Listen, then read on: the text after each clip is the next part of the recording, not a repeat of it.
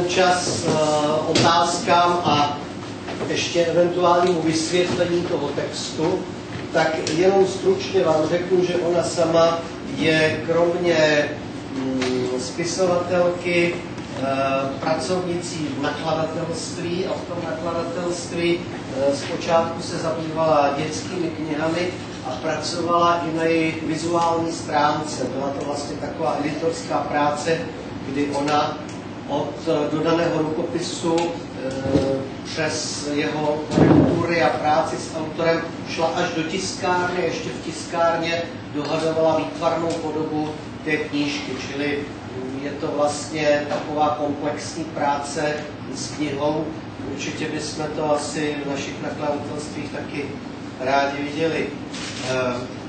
Já nebudu dlouho zdržovat, poprosím tedy paní Ovalné, aby nám začala číst a vám přeju hezký umělecký zážitek. Bonsoir, merci.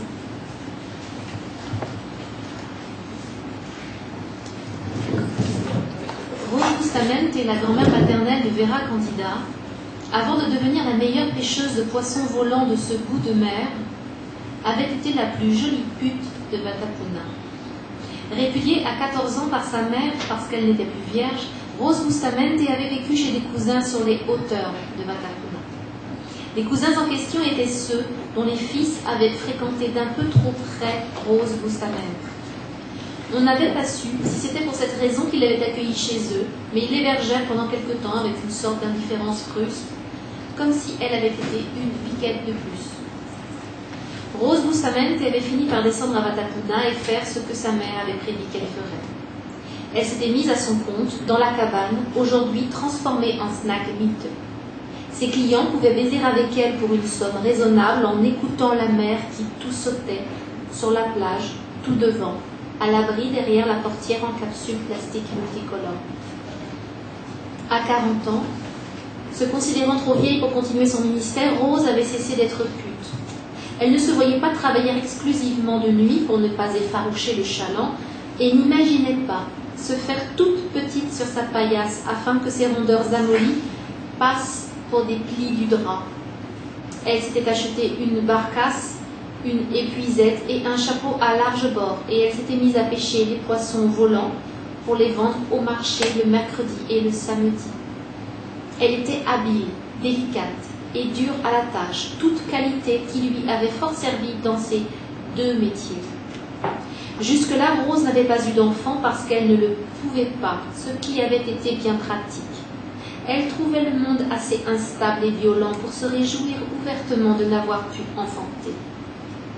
Très peu pour moi, disait-elle, assise à son étal sur le marché, à une ou deux vieilles commères près d'elle qui lui enviaient ses poissons volants et les bracelets qu'elle portait au poignet. J'ai le ventre sec et la vie plus simple.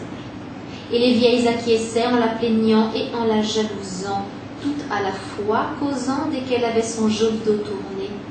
Elle fanfaronne, mais elle est bien malheureuse, la pauvresse, personne ne s'occupera d'elle dans ses vieux jours. Rose n'avait jamais été importunée à cause de son premier métier, ni pendant qu'elle l'exerçait, ni après qu'elle l'avait abandonné. Les femmes avaient été assez naïves pour penser qu'avec une Rose au village, leurs hommes n'iraient jamais chercher plus loin, et elles étaient assez rouées pour lui être reconnaissantes de faire ce qu'elle-même ne voulait plus faire aussi souvent et avec d'aussi jolis simagrées qu'au début de leur mariage. Rose avait donc eu la paix pendant des années et sa vie ne se compliqua qu'avec l'arrivée de Geronimo à Vatapuna. Rose connaissait déjà 2-3 choses à propos de Geronimo quand elle apprit qu'il approchait du village. Sa réputation l'avait précédé comme c'est le cas pour tous les brigands, les joueurs professionnels ou les playboys aux yeux verts. Même dans cet endroit reculé du monde, à l'extrémité ouest de l'île, dans le village de Vatapuna, on avait eu vent de Geronimo. Ce fut au marché que Rose fut informée de son arrivée. On avait l'impression d'entendre parler d'un cyclone. Trajet, force des vents, espoir d'y échapper, certitude de finalement se retrouver pile au centre de son œil. Rose vendait ses poissons volants sans se préoccuper outre mesure de la rumeur. Elle avait mis au point des techniques d'évitement, l'air d'être là sans y être, le sourire entendu, le hochement de tête, une absence étudiée et bienveillante, comme si tout cela ne l'affectait pas directement. Elle aurait bien aimé certes être concernée, mais allez savoir pourquoi les rumeurs ne réussissaient jamais à la passionner ou à la faire sortir de ses gonds. Dans le cas de Geronimo, on parlait beaucoup d'argent volé, de morts suspectes et de frasques jet set.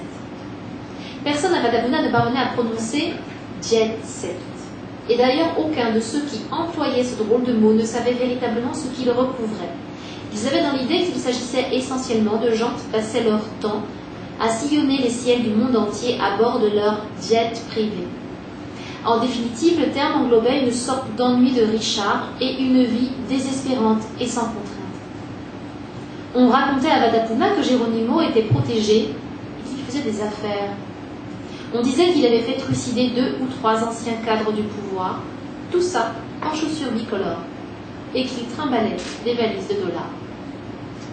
Imaginez, comme Rose Bustamante, née pute de première main, reconvertie dans la pêche aux poissons volants, pouvait bien s'en tamponner de cette histoire de Geronimo, le détrousseur de casino. Geronimo atteignit donc Vatapuna sans que Rose Bustamante eût la moindre intuition ou le moindre rêve prémonitoire. Il arriva en voiture et il aurait tout aussi bien pu débarquer en chemin de fer tout seul dans une locomotive avec des types pour poser les traverses et les rails juste 3 mètres avant la loco et avancer comme ça, pas à pas, au rythme du travail de ses esclaves. Ça n'aurait pas été plus bizarre. La voiture dans laquelle il fit son entrée à Vatapuna était radicalement incongrue. Elle était blanche avec des ailerons. C'était une vraie voiture de caïd, de stars de Hollywood, de celles qui mouraient étranglées par leur écharpe de mousseline dans leur décapotable, ou de gars de la jet-set. Comment elle avait parcouru le trajet jusque-là, mystère. Mais le fait est que tout le monde la regardait, plantée au milieu du village, rutilante, comme si elle venait de se prendre une averse, avec ses chromes et sa blancheur de vierge. On tournait autour, on s'approchait, les plus audacieux la touchaient, et le fils Marquez, qui était un pitre, s'adossa même à la portière du conducteur en prenant l'air désinvolte du propriétaire. Pendant ce temps, Geronimo était reçu par le maire et on le saurait si vite qu'on se demanderait si ce n'étaient pas les moustiques qui diffusait les nouvelles. Il donnait à celui-ci une bonne alias de billets pour s'octroyer le droit de planter une maison sur les hauteurs de Vatapuna, le plus bel endroit du monde, tout en haut de la liste des plus merveilleux sites de la planète. Ainsi parlait Rose Bustamante après coup. Elle, bien entendu, était restée sur son camp à soie. Elle avait remballé son étal sur le marché, vu que la population locale avait déserté les lieux, et elle était rentrée chez elle afin de se préparer une petite friture qu'elle grignoterait, les pieds sur son tabouret, son joli cul confortablement installé dans son bon fauteuil en osier, installé sur ce qu'elle appelait sa terrasse, 3 lattes de bois qui isolaient sa maisonnette du sable de la plage, le nez au vent et les yeux fixés sur l'horizon. Elle ne s'attendait pas à ce que Geronimo vînt la solliciter si vite. Elle pensait pouvoir éviter les ennuis. Rose Bustamante était un peu trop sûre d'elle. Elle s'imaginait que puisqu'elle ne dérangeait personne, personne ne viendrait lui chercher l'oise. Comment une fille, qui avait si longtemps percé l'âme humaine depuis sa paillasse, pouvait-elle avoir encore ce genre de naïveté? Elle fut donc surprise quand, quelques jours après l'arrivée de la voiture blanche, le maire et quelques élus fantoches vinrent la trouver pour lui expliquer que sa maisonnette gâchait la vue depuis la colline, où Geronimo avait décidé de planter sa villa. Et que comme il était riche, impressionnant, capricieux et censément puissant, il lui proposait une grosse somme d'argent pour qu'elle acceptât de quitter l'endroit. On raserait sa maisonnette, mais on lui en reconstruirait une autre un peu plus loin, plus spacieuse et plus confortable, dans un endroit qui ne gênerait pas Geronimo quand il prendrait son petit déjeuner le matin. En robe de brocart, sur sa terrasse, une vraie, celle-ci, où qu'il se relaxerait en contemplant l'océan sans rien de perturbant entre ses yeux et l'azur infini. Évidemment, Rose Bustamante refusa. Elle répliqua que Geronimo n'avait qu'à venir lui demander lui-même de déguerpir, et qu'elle se ferait un plaisir de l'envoyer incontinent se faire tripatouiller ailleurs. Toute cette histoire, Vera Candida la tenait directement de la bouche de sa grand-mère, supposée stérile, Rose Bustamante. C'était de l'information de première main. Et Vera Candida n'avait jamais mis en doute un seul instant ce que lui avait raconté Rose Bustamante la Magnifique.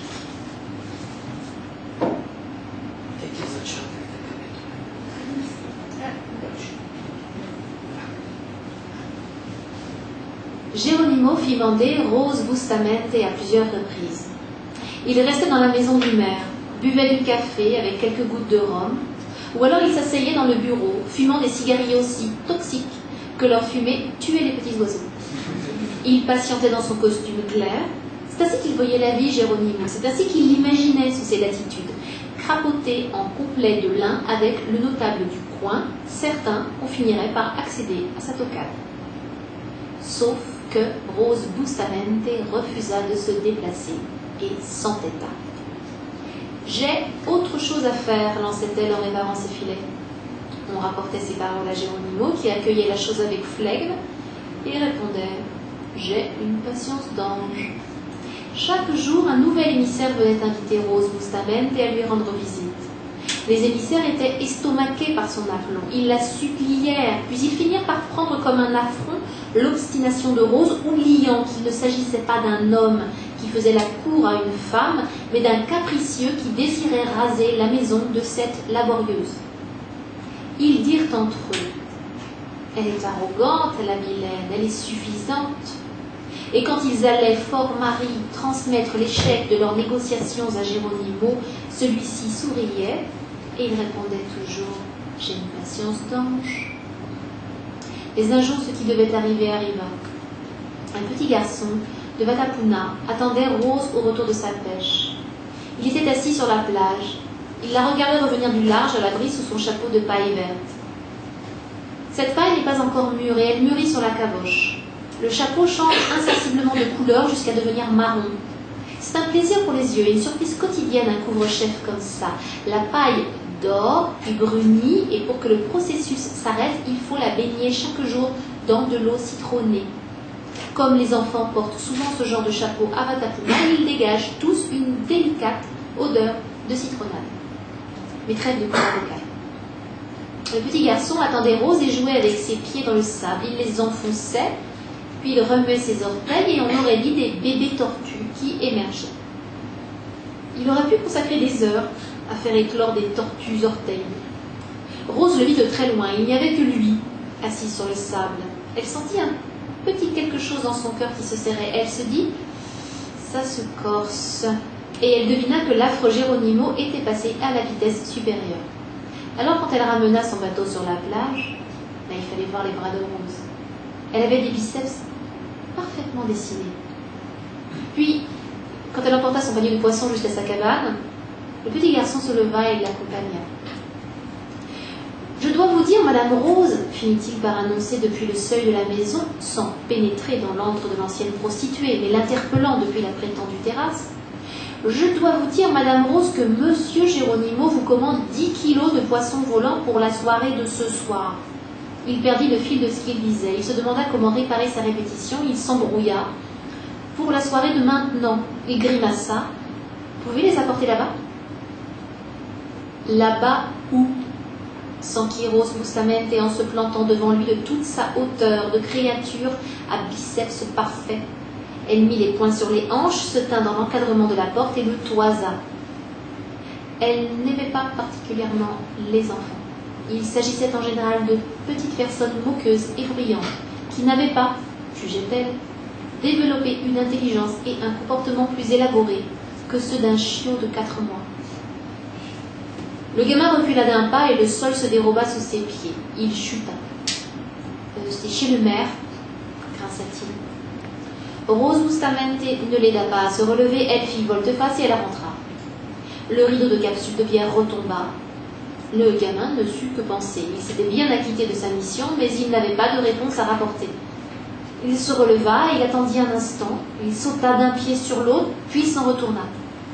Et quand il revint auprès de Geronimo faire le compte rendu de son mandat, il dit qu'elle avait accepté. Il croyait qu'ainsi il aurait les 3 sous qui lui avaient été promis, et que si tout compte fait Rose ne venait pas, on ne pourrait lui en tenir rigueur. Elle a changé d'avis, dirait-il. Souvent, ex-Bourgandine varie. Geronimo donna les 3 sous et sut sa victoire proche. Car, en effet, Rose Bustamante ne pouvait refuser. Il est stipulé dans le Code du commerce des échanges de Vatapuna qu'on ne pouvait jamais refuser une vente, sous peine de se voir retirer sa place assignée et son étal au marché du village, ainsi que le droit d'exercer son activité. Cette règle datait de l'époque où plusieurs clans se partageaient le village. Un vieillard de l'un des clans avait failli mourir de faim parce qu'au marché, qui était tenu par le clan adverse, personne n'acceptait de lui vendre de nourriture et qu'il était bien trop orgueilleux ou trop dérangé pour faire appel aux gens de son propre clan. Il avait fini par tant s'étioler que le maire avait pris les choses en main. Rose sut ainsi que c'en était fait d'elle. Il lui faudrait livrer ses 10 kilos d'eau poisson volant, ou bien retourner à son ancien métier. C'était comme ça qu'elle voyait les choses, Rose. C'est-à-dire qu'un petit fond dépressif la minait, malgré l'apparente détermination qu'elle déployait. Imaginez qu'il n'existe comme activité lucrative à sa portée que la pêche aux poissons volants ou la chasse aux michetons, illustrait bien le désarroi dans lequel elle se trouvait. Elle prépara son panier de poissons. Elle pensa à les assaisonner à la belladone pour se débarrasser de Geronimo, mais elle n'avait pas la conséquence de risquer la vie des convives pour se libérer des exigences de Geronimo. Elle remplit donc son panier avec lenteur, le déposa sur sa charrette, prit un petit verre de gnôle, puis un deuxième, mâcha une feuille de menthe et s'en alla, poussant sa charrette vers la maison du maire. Et quand elle s'arrêta devant la maison, agita la cloche et avertit de sa présence, quand le petit négrillon qui faisait office de majordome du maire vint prévenir Geronimo de l'arrivée de Rose Bustamante, celui-ci sourit, sentit son buste se gonfler de satisfaction et but ce qu'on appelle communément du petit lait. Il y avait 132 marches pour accéder à la villa. Il était donc impossible de s'asseoir exactement au milieu de l'escalier. Ce fut la pensée qui accompagna Rose Bustamante durant les 3 jours de fièvre qui suivirent son affaissement dans la salle de cinéma. 66 marches et 66 marches. Quelle idée de construire un escalier sans marche du milieu. À partir de ses 5 ans, et jusqu'à son départ de l'île, Vera Candida vécut avec sa grand-mère Rose Bustamante. Celle-ci l'avait récupérée la fois où elle s'était rendue compte que, non contente de ne pas avoir alimenté sa fille pendant 3 jours, Violette ne l'avait pas non plus transportée chez le docteur de Vatapuna alors que l'enfant avait une fièvre de jument. Ce jour-là, Rose Bustamante était entrée chez Violette pour lui apporter quelques papayes et du linge lavé et repassé. Elle avait demandé à voir la petite, et Violette, qui se peignait les ongles en louchant, lui avait fait un signe évasif du menton vers la chambre qu'elle partageait avec sa fille. Je sais pas ce qu'elle a, elle dort tout le temps. Rose avait soulevé le rideau qui séparait les 2 pièces et vu le tout petit corps de la fillette sur la paillasse. Il lui avait semblé mou et démantibulé. Elle avait aussitôt pensé que l'enfant était morte. « Tu l'as laissé mourir, gueula-t-elle en se précipitant pour s'agenouiller devant le corps de la fillette. Là, elle put voir, pendant que Violette se levait et les regardait en reniflant depuis l'embrasure et en sautillant sur ses 2 jolis pieds, que la petite était toujours en vie, mais bien mal en point. Son visage avait pris une couleur rouge qu'on ne voit que chez les fleurs. Elle avait perdu connaissance, et sous son oreille droite, un abcès gros comme un poing de bébé pulsait son venin à travers la peau fine. Rose sentit la colère la submerger. Elle se débarrassa de ses papayes et du linge propre et plié qu'elle n'avait pas lâché. Elle attrapa l'enfant dans ses bras, elle se releva et passa devant la mère figée, prononçant entre ses dents pour contenir sa rage, mais assez distinctement pour que Violette pût l'entendre depuis le drôle d'endroit où visiblement elle vivait retranchée.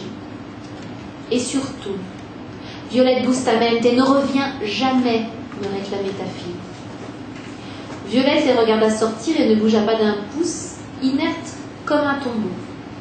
Rose emmena la petite chez le docteur Lascar. Celui-ci perça l'abcès, garda la fillette quelques jours et lui administra des doses de médicaments qu'il réservait en général aux forestiers du coin, qui pesaient 1 quintal et demi.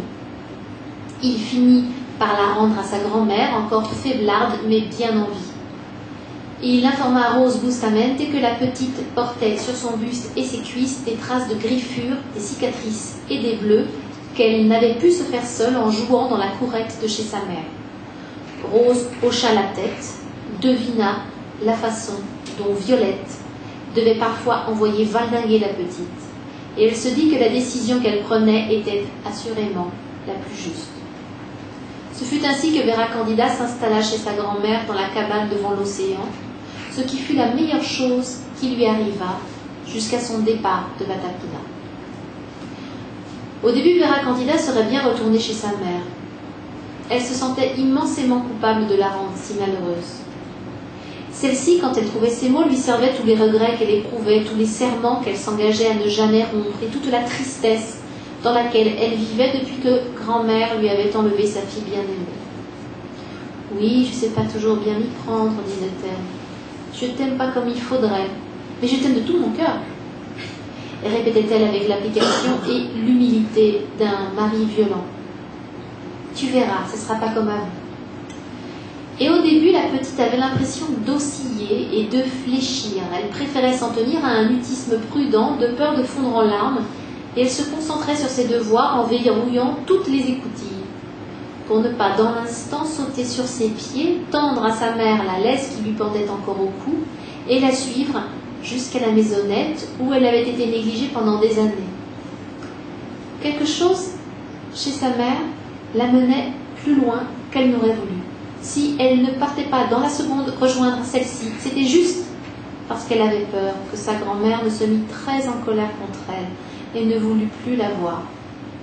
Quand elle s'ouvrit à cette dernière de sa douleur à causer tant de chagrin à sa mère, Rose prit 2 décisions. Elle interdit à sa fille Violette de venir en son absence perturber la petite, et elle tenta d'apprendre à Vera Candida à lutter contre les tyrans.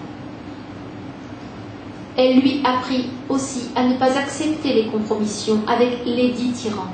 Elle lui enseigna comment lutter contre le chant des sirènes. Elle lui dit « N'oublie jamais ta colère. » Et si la colère s'effaçait en faveur d'un sentiment plus confus et plus paralysant, comme la culpabilité, alors il fallait la réactiver. Et quel meilleur moyen que de se planter devant le miroir de la chambre, soulever son maillot et compter les traces laissées par le si grand amour mal exprimé de Violette Bustamante.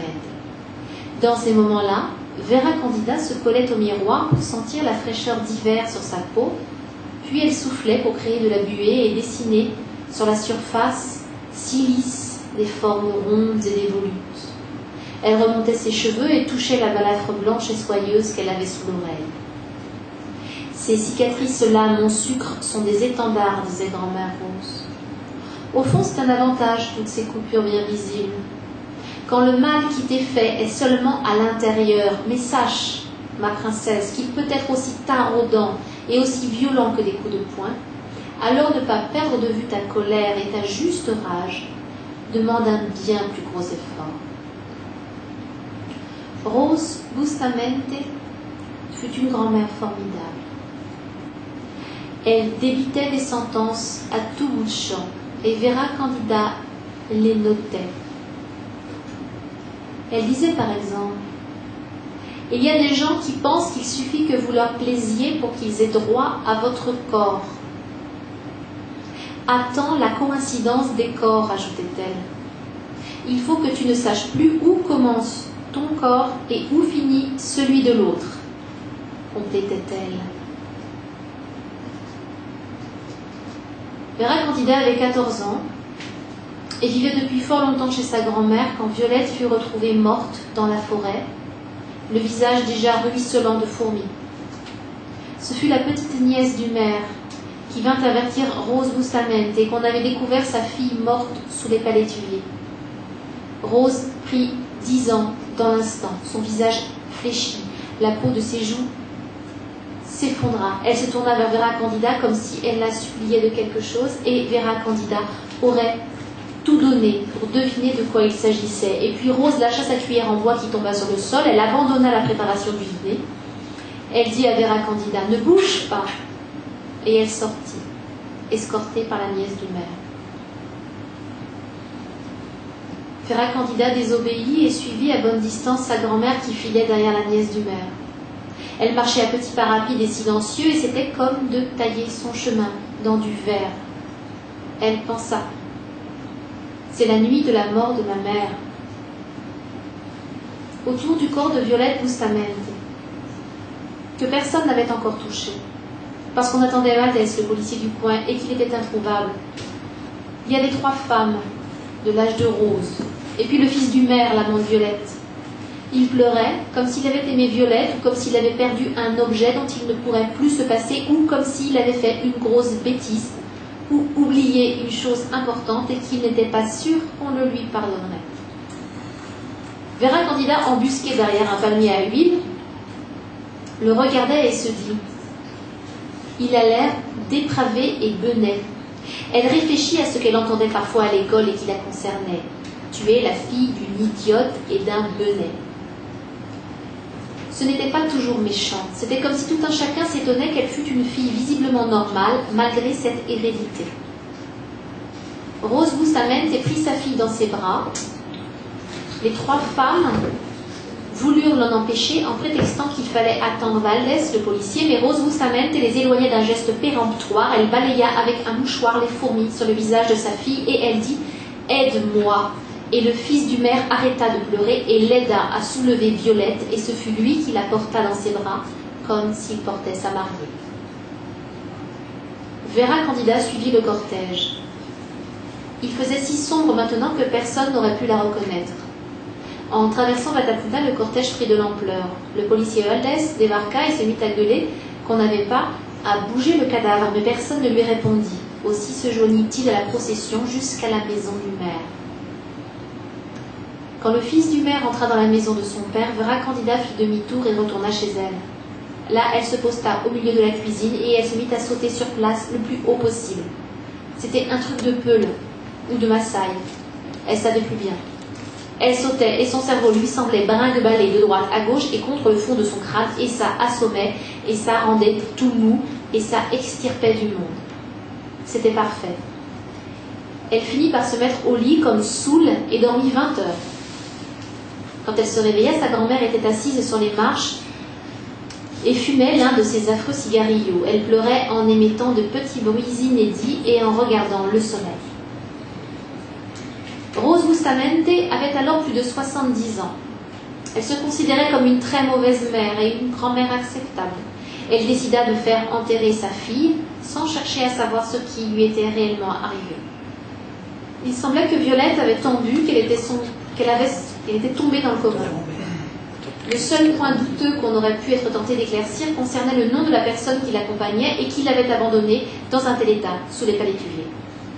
Rose Bustamante médita un moment sur les malheurs de sa vie.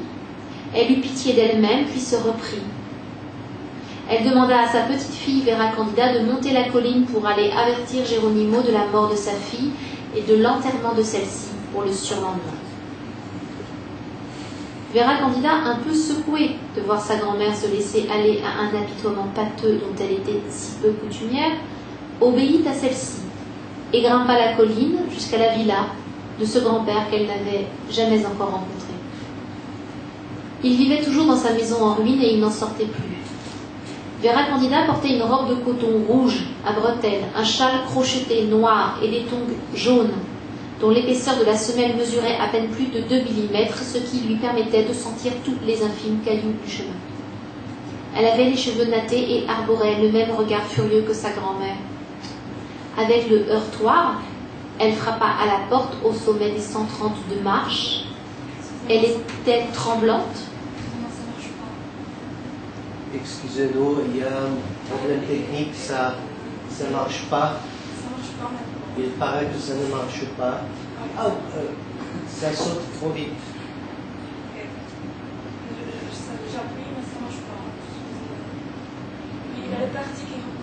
Moi, je vais avoir du mal à savoir où on en est là. Moi non. Pas, je peux...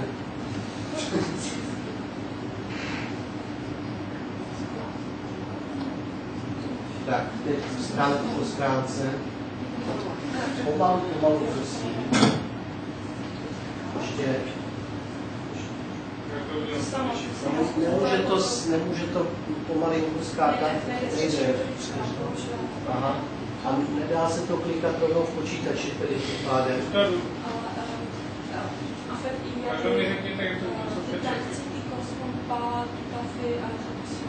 To už bylo, že? Ça c'est quoi le titre en haut? Ça veut dire ještě quoi? kousíček dál, prosím. Ještě. Pozor.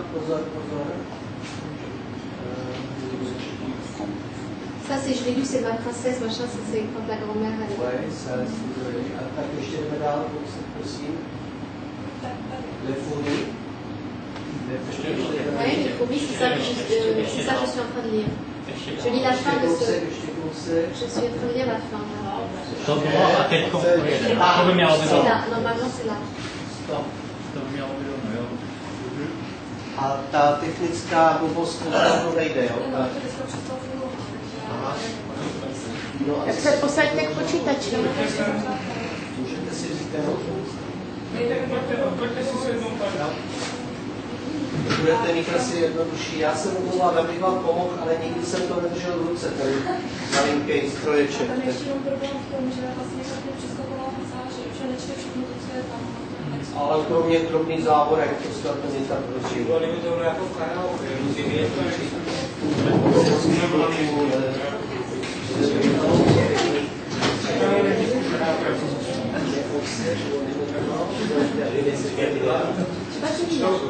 C'était là.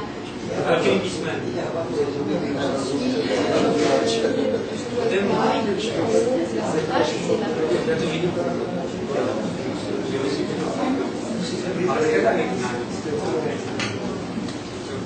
Teď prosím pěkně se soustřeďte, jsme zapíšila železnou ručkou na podložku.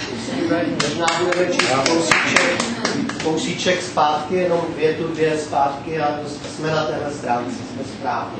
Děkuji vám. Excusez-nous, je vous prie, vous pouvez continuer. Merci. Avec le heurtoir, elle frappa à la porte au sommet des 132 marches. Elle était tremblante, mais tout de même un brin faraude. Elle frappa une seconde fois la petite main de métal sur son support et entendit des loquets se décadenasser et des bobinettes choir. Ce fut Geronimo en personne qui lui ouvrit. Il avait les cheveux blancs et toujours les mêmes yeux verts d'iguane. Il la regarda et ne parut pas comprendre qui elle était. Vera Candida sentit son sang devenir gélatine. Elle eut envie de déguerpir et de dévaler l'escalier et le chemin qui menait à la cabane de Rose Bustamante. Elle ne sut pas si c'était le lieu qui l'impressionnait, ou le regard d'iguane, ou ce qu'on disait du vieux Geronimo. Il la jaugea et il lui fit signe d'entrer. Et même si Vera Candida était terrorisée et se demandait si elle n'était pas en train de pénétrer dans l'antre d'un ogre, ses jambes, habituées à obéir, avancèrent.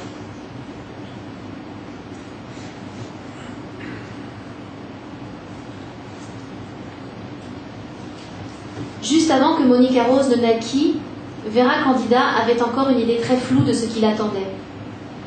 Puis, quand elle eut devant elle la minuscule créature, ou plus précisément, quand elle lut à côté d'elle, dans un berceau transparent, vêtu de son pyjama kaki de l'assistance publique, pyjama qu'elle ne remplissait pas, les deux jambes de la grenouillère ressemblaient à des oreilles pendantes. Vera Candida fut prise d'un grand désespoir mou, dû à la dégringolade de ses hormones, certes, mais aussi à l'avenir qui s'étendait devant elle et qui n'avait rien d'un champ de coquelicots. Elle se dit, la petite a l'air normale. Ils lui ont fait les tests qu'il fallait, elle trouvera sans problème une famille d'accueil. Elle refusa de l'allaiter et confia dès le soir même son projet à l'infirmière qui venait la voir pour vérifier qu'aucune hémorragie ne se profilait. Elle lui dit, « Je ne peux pas garder cette petite fille. » L'infirmière l'écouta distraitement, puis elle la fixa droit dans les yeux. Elle était noire, et ses yeux étaient d'une intensité accentuée par la blancheur du globe autour de l'iris. Elle se pencha au-dessus du berceau, elle prit le bébé et le lui tendit en lui disant « Ceci est ton horizon ». Ensuite, elle lui expliqua qu'ils allaient lui indiquer un foyer pour jeune maman perdue, qu'elle n'avait pas à s'inquiéter, et elle ouvrit les fenêtres qui donnaient sur une rue bruyante et pleine des ombres longues du soir. On était au 4e étage. Il faisait chaud et ça sentait le gasoil. Vera Candida pensa « Je vais vomir ». La femme lui dit « Regarde, les fenêtres ne s'ouvrent pas assez pour que tu puisses t'y glisser. D'autres ont essayé avant toi. » Elle lui indiqua le ciel qui rougeoyait à l'ouest au-dessus des immeubles. Le soleil se couche rouge dans la mer ce soir. C'est un excellent présage. Vera Candida remarqua les traces de sueur sur la blouse de la femme. Elle vit sa silhouette se dessiner en transparence sous le polyester parce qu'elle était face à la fenêtre. Elle baissa les yeux sur le bébé qui agitait sa tête en miaulant pour tenter d'attraper un sein. Elle le trouva ridicule et touchant. Elle pensa « On dirait un petit animal désespéré ». La femme s'approcha d'elle et lui tendit un biberon et elle lui chuchota « Je vois qu'elle n'a pas encore de nom. Comment vas-tu donc l'appeler » Vera Candida vit le badge de l'infirmière avec son prénom. Alors elle dit « Monica ». La femme se mit à rire. « Tu dis n'importe quoi ». Et on sentait qu'elle était flattée. Vera Candida ajouta, prise d'une inspiration qui la surprit et la remplit une demi-seconde d'allégresse. « Je l'appellerai Monica Rose ». Alors l'infirmière cessa de rire, elle approuva de la tête. « C'est pas mal ». Puis elle tourna son regard vers la fenêtre et elle dit « J'adore cette ville ».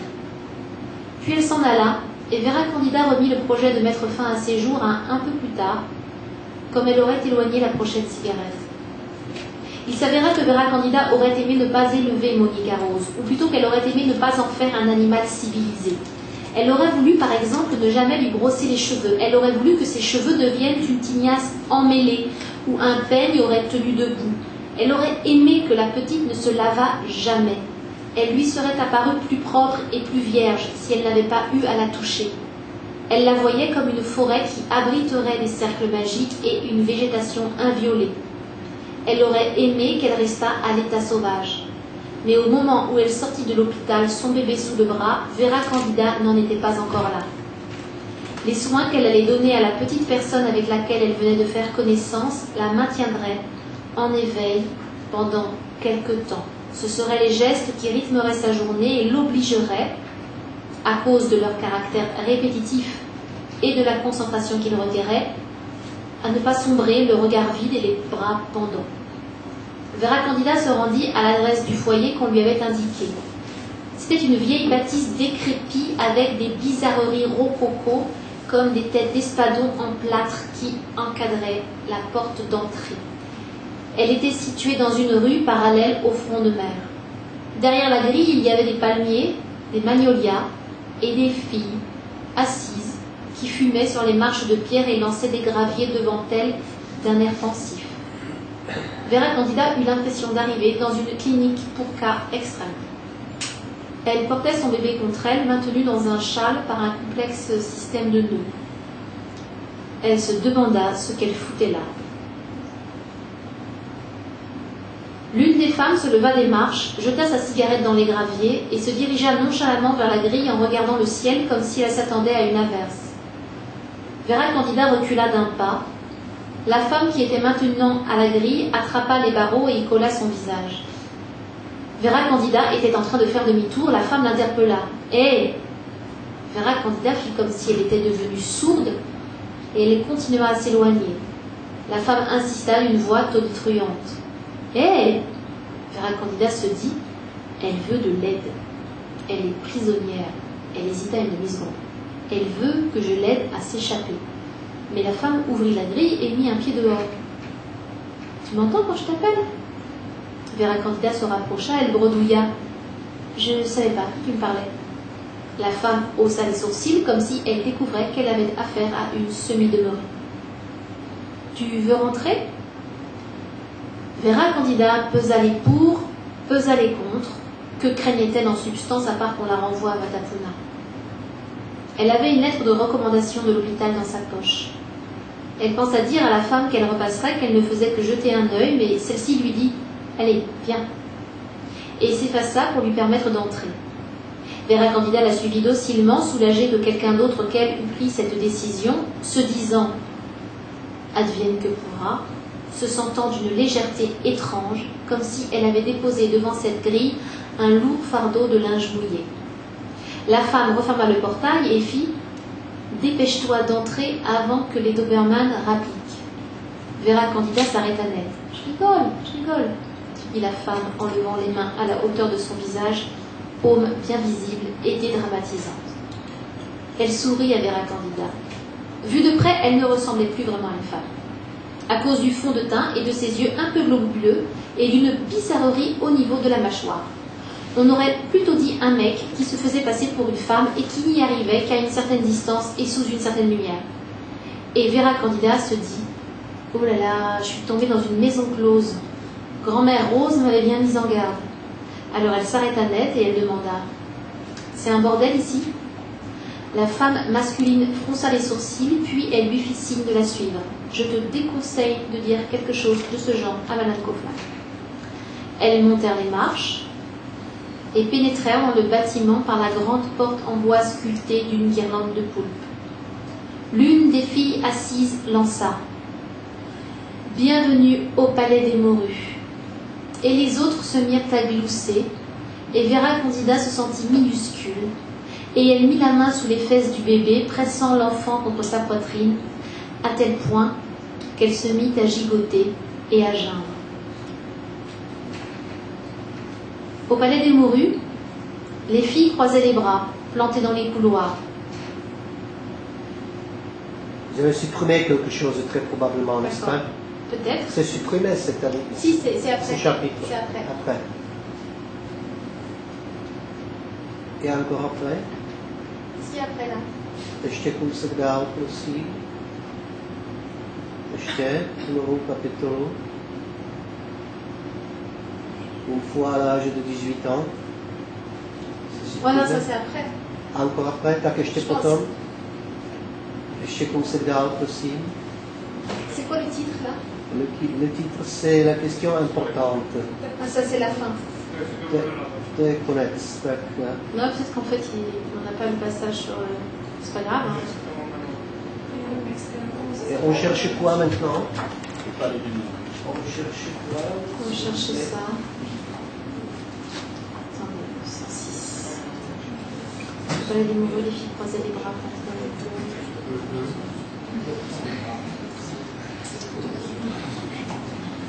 Dívky v paláci postávaly s rukama skříženýma na pusu, nebo něco takového. Ça manque, hein.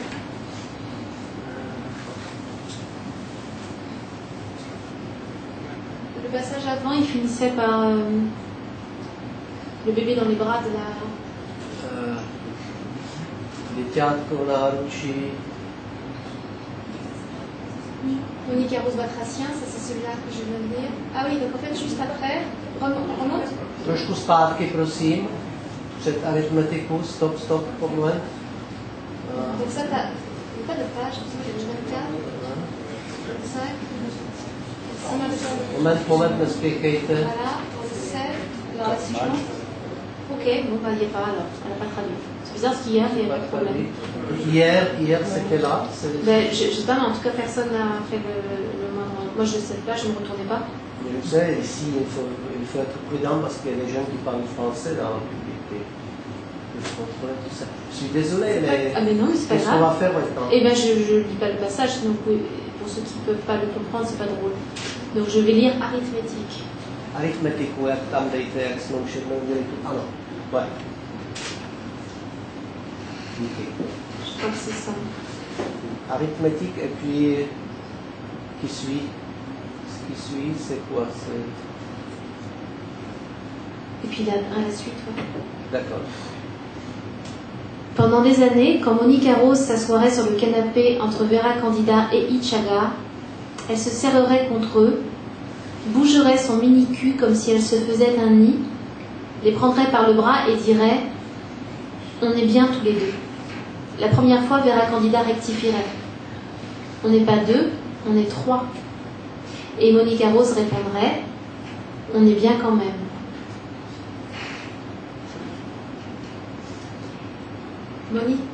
Monica Rose grandit, et souvent en grandissant, elle disait à sa mère, quand celle-ci s'inquiétait de la voir vagabonder ou plonger dans les vagues ou jouer avec un briquet ou avec un chien abandonné, elle disait à sa mère « Tu as peur de tout ». Quand Ichaga entendait cette phrase, il se sentait outragé, comme si tout ce qu'avait vécu Vera Candida venait d'être réfuté. Il se mettait en colère et demandait à Monica Rose de cesser immédiatement de dire des conneries. Ichaga aimait aller chercher Monica Rose à l'école. Il arrivait à Vespa très en avance, il se postait près d'un acacia, pas tout à fait devant l'école. Il trouvait ça déraisonnable d'être tellement en avance, mais il ne pouvait s'en empêcher. Il avait besoin de goûter cette attente. Il n'y avait en général que 2 grands-mères qui venaient très tôt et qui se retrouvaient là dans leur intimité de grand-mère, un sac en papier à la main et dans le sac en papier une galette de maïs pour leur petite fille ou leur petit-fils. Ichaga avait l'impression que c'était toujours le printemps quand il allait chercher Monica Rose. Il aurait pu assurer qu'il faisait tout le temps doux et beau, avec une légère fraîcheur dans l'air, quelque chose de lavé et d'odorant qui le ravissait. Il attendait Monica Rose adossée à la barrière qui évitait aux enfants de se jeter sur la chaussée, et il était véritablement un homme heureux. Peu à peu, des gens arrivaient, s'interpellaient, formaient des groupes et il y en avait toujours qui commençaient à distribuer des tracts. Et ça remplissait Ichaga de joie, le fait qu'il existe des parents d'élèves, qui depuis toujours lui étaient apparus comme une inoffensive catégorie sociale. Et que ces gens distribuent des tracts à d'autres parents d'élèves. Il souriait à ceux qui le reconnaissaient. Il ne venait pas assez souvent pour entamer des conversations avec eux, mais le fait qu'ils le reconnaissent et fassent comme s'il était l'un des leurs l'apaisait. La sonnerie retentissait et il se redressait. La porte s'ouvrait et c'était réellement une volée de petits-enfants qui déboulaient et cherchaient le visage de leurs parents. Et il y avait tout à coup une telle confusion, le surgissement de ces minuscules personnes électrisait l'atmosphère et il adorait voir le visage de Monica Rose se tendre et le distinguer. Il adorait percevoir la confiance qu'elle avait en lui. À aucun moment, son visage, même avant qu'elle ne l'ait vu, ne laissait transparaître la moindre inquiétude. Il lui avait dit qu'il viendrait, et bien entendu, il venait. Elle se dirigeait vers lui, affamée et excitée, et il lui donnait du chocolat, puis il l'emportait sur sa Vespa. Elle s'accrochait à lui et elle parlait, et ni l'un ni l'autre ne disait jamais à Vera Candida qu'il rentrait de l'école à Vespa. Celle-ci le savait, mais elle préférait ne pas l'évoquer. Il déposait Monica Rose devant la grille de leur maison. Elle sautait à terre, lui rendait son casque. Il lui confiait le sac d'école qu'il avait gardé à ses pieds pour conduire. Elle poussait la grille et se retournait pour lui faire un signe. En général, elle continuait de grignoter les biscuits qu'il lui avait apportés. Il repartait au travail et la petite entrait dans la maison où sa mère l'attendait. Ichaga ressentait à chaque fois un soulagement intense. Une fois qu'il grondait Monica Rose pour une broutille, elle se campa bien en face de lui et elle lui assena. « T'as rien à dire parce que t'es pas mon père. » Ichaga conseilla donc à Vera Candida de parler à Monica Rose. « Raconte-lui quelque chose, donne-lui quelque chose, dit-il, un nom, un métier, une petite histoire de rencontre. Tu ne peux pas la laisser comme ça avec cette origine tronquée. » Vera Candida réfléchit longtemps à cette expression. Origine tronquée. Mais elle finit par abandonner comme si la tâche était au-dessus de ses forces. Aussi Monica Rose grandit-elle en acceptant le mystère de ses propres origines.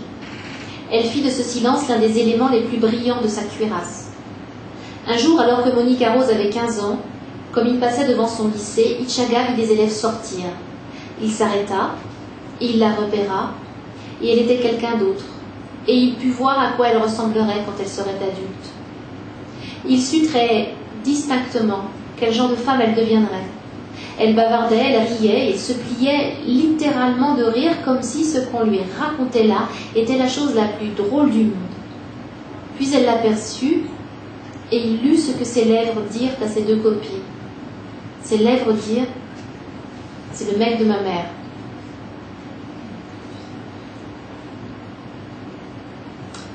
Un jour, au cours des 18 années qu'ils passèrent ensemble, Ichaga et Vera Candida parlèrent de ce qu'ils feraient s'ils apprenaient qu'ils étaient atteints d'une maladie mortelle.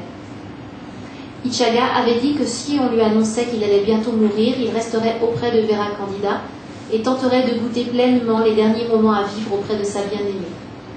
Il lui avait dit « Nous irions dans un coin paisible à la campagne et je m'éteindrais sereinement et je solliciterais peut-être ton aide à l'instant où les choses empireraient. » Vera Candida avait secoué la tête. « Je suis désolée, mon amour, mais moi je crois que je préférerais voyager dans tous ces pays que je ne connais pas. Je ferais la fête et je finirais par mourir d'épuisement avant de me faire dévorer par mon cancer. » Ichaga avait souri. Il avait dû penser que personne ne fait réellement quelque chose de ce genre quand on lui annonce une échéance fatidique imminente. Puis il avait dû se demander si elle accepterait de rester auprès de lui s'il était atteint d'une saloperie mortelle. C'était ça la question importante. Que feras-tu, toi, quand je serai à quelques mois de la mort?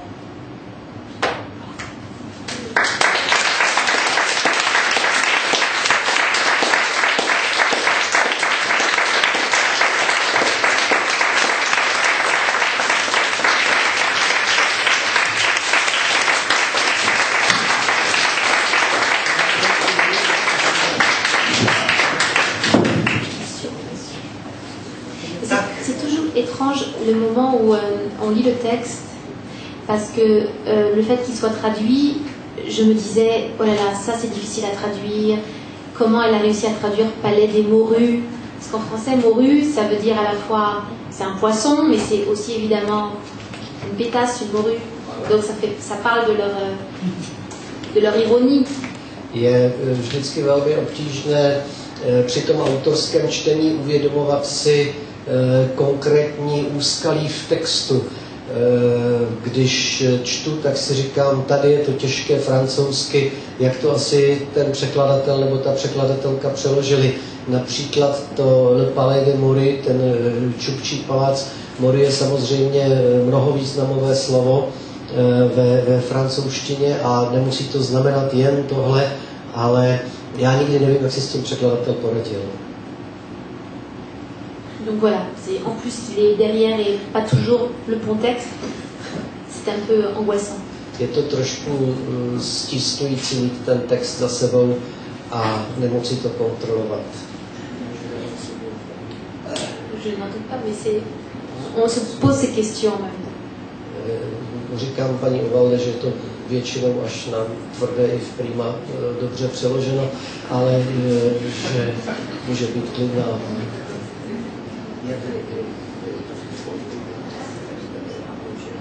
Ah oui?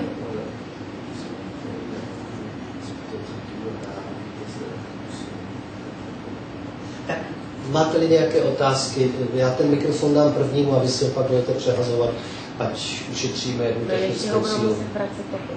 Nebo budou vracet mě? Proč? Aha, tak má někdo nějaké otázky? Můžete trošku posvítit do publika, prosím. A pan Jeroušek. Dobrý den, já bych se rád zeptal, jak jste se dozvěděla o tady tomto festivalu a co vás vlastně přesvědčilo o tom, že na něm nesmíte chybět?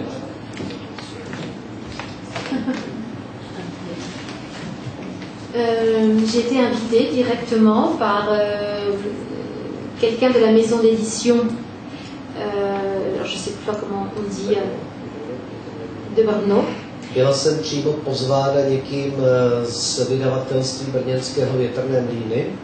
Et j'ai décidé de venir parce que c'était un festival de lecture et j'aime beaucoup les festivals de lecture parce qu'on est beaucoup sollicité pour faire plein de festivals différents, de salons. Mais ça, un festival de lecture, je trouvais ça audacieux de faire un festival de lecture avec des auteurs français en République tchèque. A mě to velmi zaujalo, velmi jsem stála o tu účast, protože když mi řekli, že jde o festival autorského čtení, tak tím víc mě to začalo zajímat, protože si myslím, že to je dosti odvážný projekt. Neustále se propagují nejrůznější jiné festivaly jiného druhu, ale čtení to je skutečně odvážná věc, proto jsem tady. Alors je suis même pas traduite en tchèque.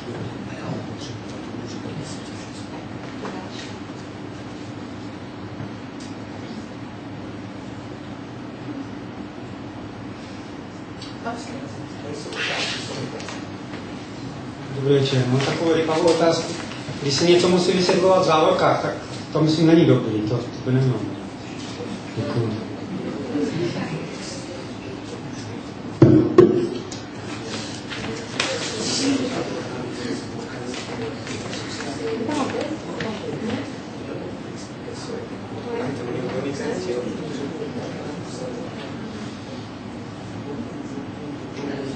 Comme moi, j'ai pas lu ces passages-là. Oui. Alors, en fait, quand je lis les textes, souvent je fais beaucoup de lectures publiques et j'aménage légèrement justement ces parenthèses. Parce que c'est pas toujours facile à entendre. Ça fait des phrases très très très longues à l'oreille. Et du coup, on peut se perdre à l'oreille, alors que quand on lit le livre, il n'y a pas de problème. Myslím si, že nemáte pravdu, když jde o čtení, tiché čtení textu z knihy, ale když čtu takhle nahlas při tom autorském čtení, velmi často podle vlastní úvahy ty závorky vypouštím, protože si říkám, že ty věty by byly příliš dlouhé a že by třeba posluchač, v našem případě nikoli čtenář, nestačil tok myšlenkovité věty sledovat. Ou alors c'est la traductrice qui a rajouté des choses. A možná, že tam něco přidala překladatelka. Une autre question. Bonsoir, madame. Je vais parler directement français si vous me permettez. Donc, j'aimerais savoir, vous êtes assez jeune pour que votre carrière d'écrivain soit achevée. Jirko, prosím tě, Jirko, prosím na mikrofon, tak, ještě by si to vždycky...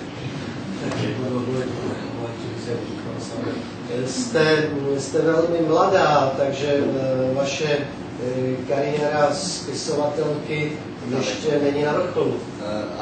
J'aimerais bien savoir si vous pouviez faire un petit itinéraire de votre carrière littéraire, ça veut dire les livres que vous avez déjà fait publier. Et j'aimerais bien savoir si vous écrivez seulement de la prose. Chtěl bych tedy vědět, jestli byste byla tak laskava a mohla nám dát takový malý přehled toho, co jste dosud napsala a vydala, a také by mě zajímalo, jestli píšete jenom prózu. Alors ce roman, c'est mon 6e roman publié, mais j'ai toujours écrit des histoires depuis que je suis toute petite. Toto je můj 6. publikovaný román, ale už od mala jsem si neustále vymýšlela a psala jen a jen příběhy. Je me souviens parce que je l'ai retrouvé quand j'avais 6 ans, j'ai fait la liste des livres que j'écrirais quand je serais grande. Mais c'était Petit Jean va à la piscine, Petit Jean va à la campagne. Když mi bylo 6, vzpomínám si, že jsem vytvořila seznam názvů knih, které napíšu, až budu velká. A byly to knížky typu Honzíček jede na koupaliště, Honzíček jede na venkov. Donc c'était là depuis toujours. Et je viens d'un milieu où on n'écrit pas, on ne lit pas, il n'y a pas de livre. Mais j'étais obsédée par ça. Je pense que je faisais partie de ces enfants qui ont un imaginaire un peu encombrant. Takže bylo to tady vždycky, tadyhleta touha, i když žiju v prostředí, kde se příliš nečte, ale vždycky jsem na to myslela. Et donc quand j'ai eu 18 ans, j'ai passé mon bac et je me suis dit, il faut que je trouve un moyen de faire publier mes livres.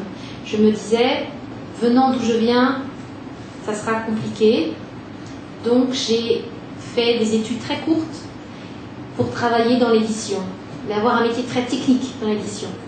Když mi bylo 18 let a odmaturoval jsem, řekl jsem si, tak teď je pomalu čas, abych ty svoje představy a sny naplnila. Absolvovala jsem takovou krátkou přípravu formou kurzu a stala jsem se technickou editorkou nakladatelství. Les maisons d'édition m'apparaissaient comme une sorte de château fort et je me suis dit, il faut que j'y rentre et tant pis si je rentre comme cuisinière. A mně se vždycky ta nakladatelství jevila jako takové hrady, jako pevnosti a říkala jsem si, musím se tam dostat, i kdybych se tam měla dostat jenom jako kuchařka. Et comme j'écrivais toujours, très vite en fait, j'ai envoyé mes textes et j'ai été publiée assez vite après. Et puis maintenant, voilà, je publie régulièrement. Et mon métier maintenant, c'est de m'occuper des... Je suis éditrice dans une grande maison d'édition. C'est moi en fait maintenant qui choisis les textes des autres. A protože jsem vždycky psala a měla jsem zásobu textů, podařilo se mi poměrně rychle se prosadit a publikovat. A teď jsem to já, kdo se zabývá texty od počátku, od výběru samotného a rozhoduje o tom, co se bude vydávat a co ne. Voilà l'histoire de ma vie. To je příběh mého života. Si vous écrivez de la prose j'écris que de la prose, moi. J'écris pas du tout de poésie. Mais je crois que je trouve dans l'écriture romanesque la liberté qu'il me faut pour y mettre d'ailleurs des choses à la fois très narratives, très poétiques, très oniriques. Je crois que je me sens très libre pour faire tout ça dans la prose. Píšu, druhá část otázky, píšete-li jenom prózu, je zodpovězena takto. Píšu opravdu jenom prózu, ale v tom romanopisectví nacházím dostatečnou svobodu pro vyjádření jak širokých vyprávěcích možností, tak třeba možností poetických. Zdá se mi, že je to dostatečně široké pole. Oui, encore peut-être qu'il faut que je laisse de la place aussi aux autres, même pour une question. J'aimerais savoir quels sont vos auteurs, ça veut dire les femmes et les hommes préférés, vos écrivains. Měl bych asi už nechat prostor jiným otázkám, ale přesto ještě jednu otázku. Rád bych věděl, jaký jsou vaši oblíbení autoři. Alors je lis de la littérature française, mais pas seulement, je lis beaucoup de littérature étrangère. Chez les Français, par exemple, il y avait un auteur qui était invité, qui n'est pas venu, que j'aime beaucoup, qui s'appelle Antoine Volodine. Čtu francouzské autory, ale čtu také literaturu zahraniční. Mezi ty oblíbené patří i jeden z těch, kteří byli pozváni na tento festival, ale bohužel se dostavit nemohl. To je ten Antoine Volodine. Sinon, je lis beaucoup de littérature étrangère, de la littérature latino-américaine. Roberto Bolaño, chilien, je ne sais pas si vous connaissez. Čtu hodně zahraniční literatury, hodně literatury latinsko-americké a Roberto Bolaño, chilský autor, zřejmě patří mezi ty oblíbené, nevím, jestli ho znáte. Antonio Lobo Antunes, portugais. Portugalec. Des auteurs japonais, beaucoup d'auteurs japonais. Mnoho japonských autorů. Je lis voilà, beaucoup de choses. En fait, le truc, c'est que je n'ai pas fait d'études littéraires, ce qui était très difficile au début parce que j'avais l'impression de manquer de légitimité pour écrire ça. Mais en même temps, ça me donne j'ai des lectures, je lis beaucoup et c'est très chaotique et boulimique et ça me permet comme ça d'explorer tout un tas de continents.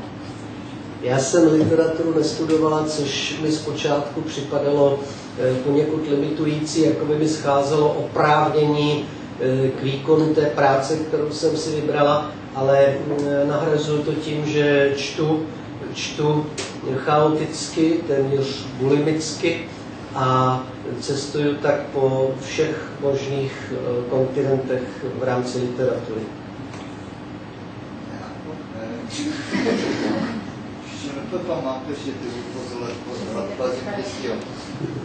Des écrivains tchèques, vous connaissez quelqu'un? Znáte nějakého českého autora? Oui, mais je connais vraiment les plus connus. Je connais Bohumil Hrabal, comme ça. Quand j'étais petite, je lisais Karel Čapek, ça se dit aussi, ça va. Et puis évidemment Milan Kundera, et voilà, les auteurs très connus. Et je ne connais pas sans doute tous les auteurs et ceux qui sont invités. au festival, j'ai des fois entendu leurs noms, mais je les ai pas lus. Znám samozřejmě ty nejslavnější, znám Bohumila Hrabala, když jsem byla malá, četla jsem Karla Čapka, znám také Milana Kunderu, ale podle jména možná i některé z těch, kteří jsou pozvaní, ale od těch jsem už nic nečetla.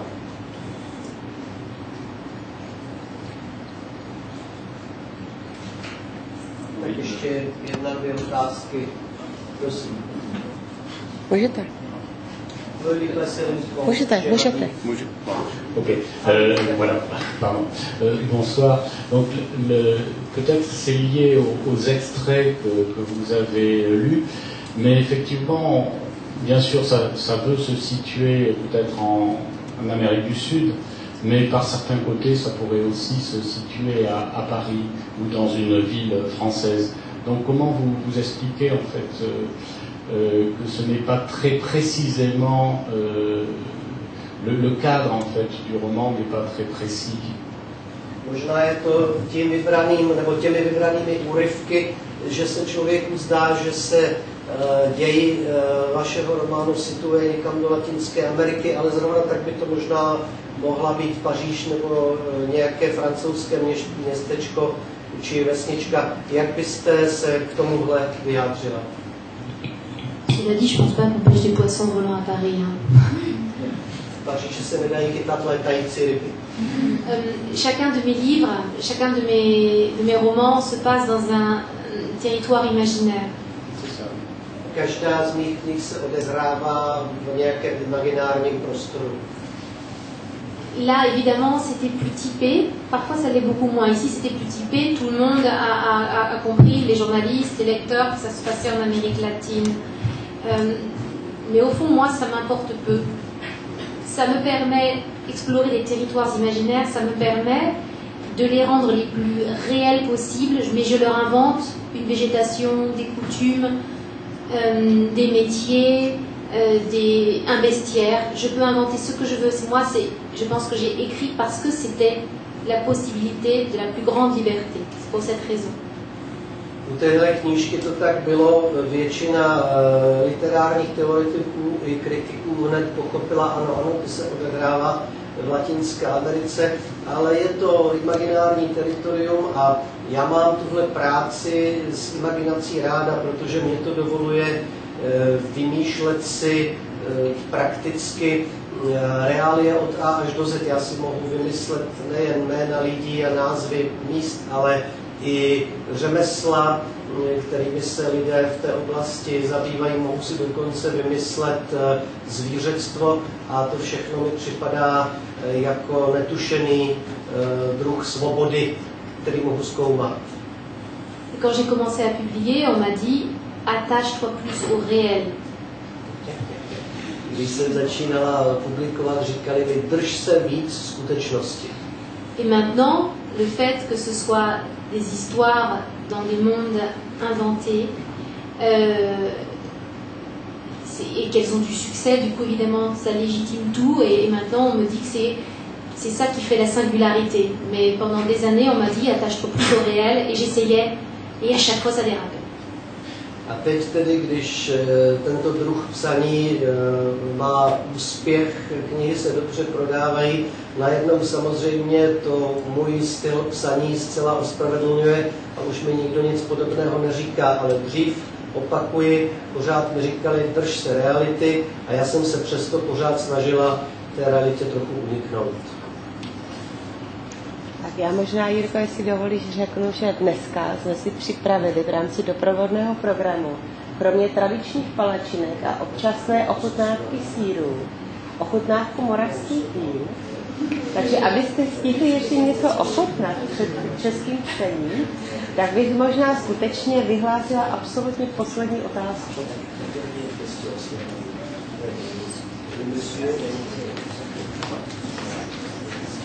Mám takovou ještě školskou otázku trošku. Vždycky byl zvláštní stav Rusů v Francii a Francouzů v Rusů, takže jak ruské autory, jak si máte ráda vůbec. Děkuji.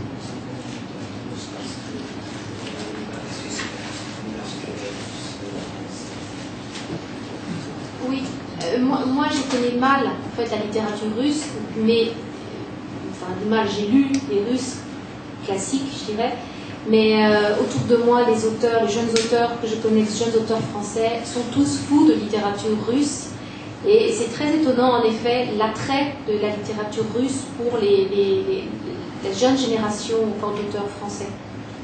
Já ruskou literaturu neznám moc dobře, četla jsem samozřejmě ty nejzákladnější klasiky a k mému překvapení celá ta mladá generace autorů okolo mne dnes je úplně šíleně zamilovaná do ruské literatury. Je tedy dosti pozoruhodné, jak hlubokou stopu ruská literatura zanechala ve francouzském literárním povědomí. Voilà. Tak vám děkuji.